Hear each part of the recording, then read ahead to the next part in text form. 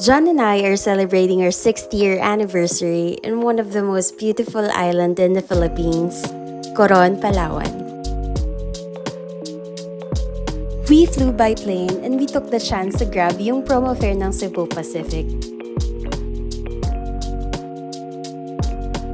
The flight takes around 1 hour from Manila to Busuanga, and I promise you, you'll never get bored with the sceneries that you'll see, especially kapag nasa window seat ka.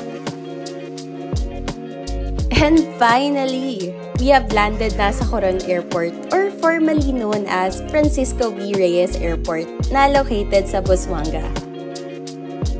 As you approach yung entrance, kailangan mo na ring i-ready yung 200 pesos mo for environmental fee. May mga van na rin na nakaabang sa labas, so you just have to look for the signage ng hotel na binook nyo.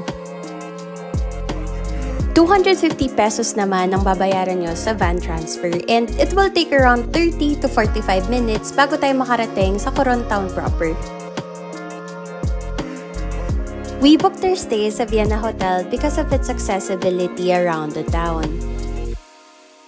They also have pool area, rooftop bars, meron din sila ditong motor rentals, and also nag-offer sila ng mga tours.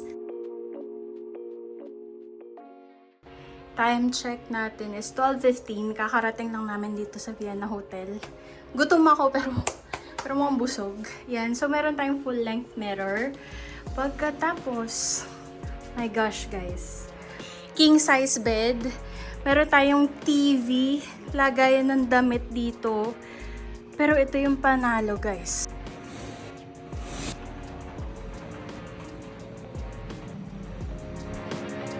Sobrang babait ng mga staff sa Vienna Hotel, and dahil anniversary daw namin ni John, in-upgrade nila yung room namin from standard to deluxe king.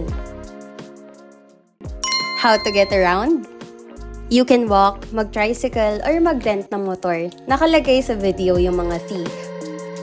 And for our first day, pinili muna namin mag-tricycle. And also, tinry namin yung recommend ni Manong driver na restaurant. Doon kami sa Inasal. Kaliwat kanan rin ng mga shops at restaurants dito sa town, kaya hindi ka mahirapang maganap. Maaga pa, kaya naman naisipan namin ni John na pumunta muna kami sa Makinit Hot Spring. Medyo malubak nga lang ang daan, pero worth it naman. 300 pesos naman ang entrance fee sa Makinit Hot Spring, and nire-recommend nila na pumunta dito kapag paggabi na. Hello guys, we're here in Makinit Waterfall. Hot Spring. We have so many friends here. All of them are my bebes. Where? Wait, take a look. Let's walk. Go there. Okay. You guys are mga friends ko. Where are your friends ba? There. There? So, in-advise kami ng tour guide na pwede kaming magbabad 5 to 10 minutes. Pero wag agad yung buong katawan. So, paunti-unti kada part ng body. Pagkatapos, ahon ka 3 to 5 minutes dahil yung init nito ay 38 to 41 degrees Celsius. So, maaari tayong ma-dehydrate. So, kailangan natin ng may tubig, which is wala kaming nadala. Dito naman yung parang mangrove yung itsura. Yan. So, let's do this. Super init, grabe. Tinry ko ibabad yung paa ko para ka nagpakulo ng tubig. Sobrang init.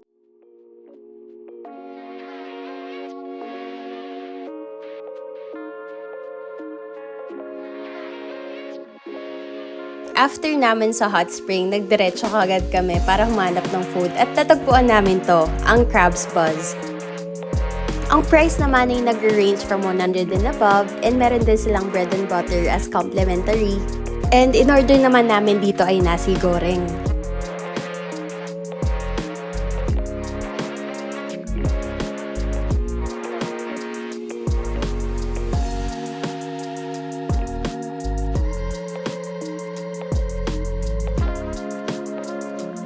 After naman namin kumain ay umuwi kami sa Vienna Hotel para i-claim yung free drinks namin, and we ordered yung rum coke. Since we're staying here for 5 days, we decided na split yung Super Ultimate Tour into two, for Tour A and for Tour B. Pwede. Tawag na lang ako. Morning. Nag-order kami sa breakfast. Hindi siya buffet. Yung per set lang na na menu nila na pwedeng room service. So, ito yung menu ng Vienna Hotel. After eating, sinundo na kami ng van papunta sa Luwalhati Park and na-meet din namin yung mga makakasama namin sa tours and yung tour guide namin, si Kuya Ray. Our first destination is at CYC Beach or Coron Youth Club, and this is perfect for relaxation. Next naman sa listahan, ang Las Isla de Coral na perfect for snorkeling and also for free diving.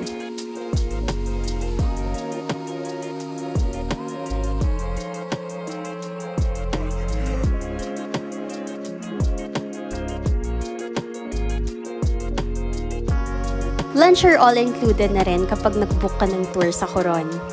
For Tour A, dun kami kumain sa Shania Cottage. Katabi lang niya yung Twin Lagoon.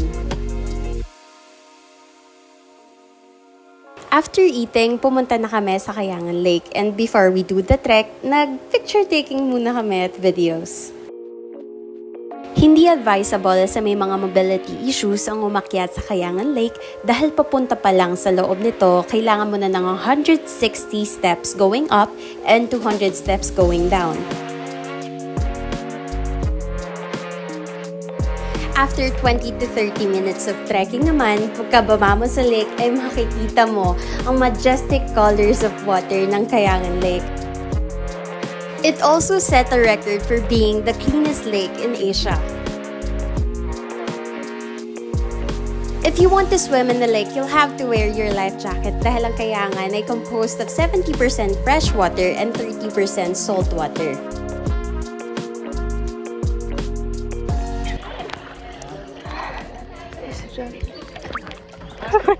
Dumura. And to finish the day, nagkayak naman kami sa last stop, sa Green Lagoon.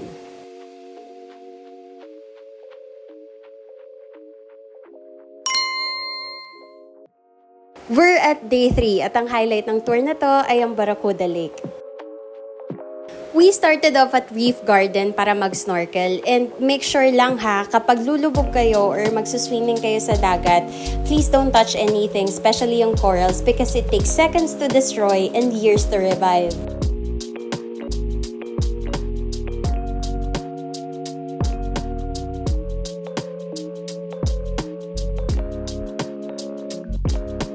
Ang skeleton wreck naman ang ating second destination na nag-range yung lalim ng 5 meters to 22 meters deep down the stern.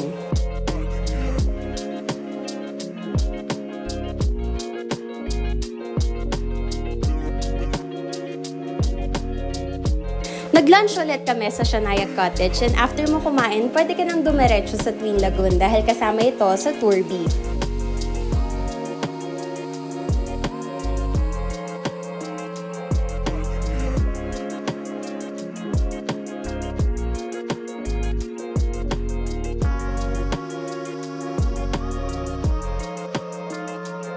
At ang highlight ng Tour B, Barracuda Lake. This is an easier trek kumpara mo sa Kayangan Lake kasi it will only take you around 15 minutes to go up and down. Barracuda Lake is made up of crater of clear blue waters and about 40 meters deep yung lalim nito. Kilala rin ito for its layers of warm and hot water, also known as thermocline.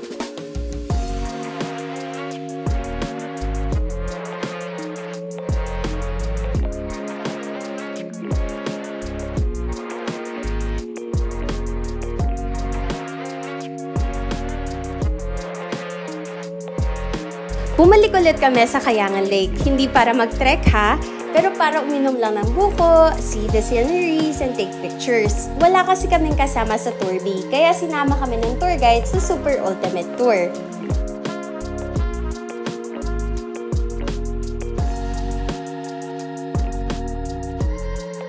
One of the best thing about traveling is meeting new people. And may nakilala kami, si Jess and Pao from Pangasinan. So niyaya lang namin sila actually to ask for a coffee, pero nauwi kami sa bar hopping.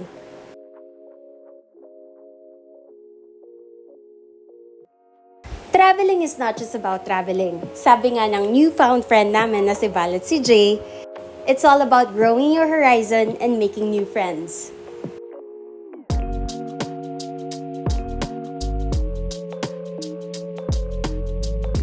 Day for us come, and sabi namin ni John, papahinga muna kami dahil napagod kami sa trekking. Nag-brunch kami sa Sip and Savor Coron, and grabe, ang dami na lang choices of foods. May Korean, may Chinese, may Filipino, may breakfast, coffee, shakes, iba-iba.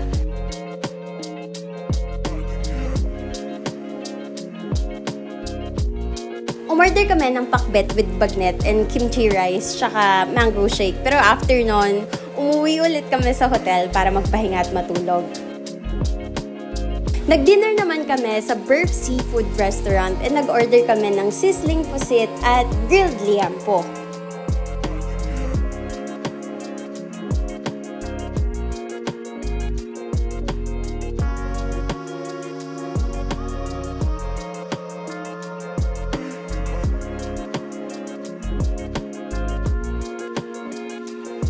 And ang bilis ng last day, pauwi na agad kami sa Manila. Nag-van transfer ulit kami from Vienna to Francisco B. Reyes Airport for only 250 pesos per person. And unfortunately, na-over baggage ako, so I have to pay 1,680 pesos. Overall, masasabi namin ni John that this is one of the best vacations we've ever had. I have now understand why people love Coron. It's not just about the majestic blue waters, the lagoons and the lakes, the delicious foods, but it is all about their people. The photos and videos doesn't give justice to how beautiful Coron, Palawan is. Babalikan ka namin. Maraming salamat, Coron.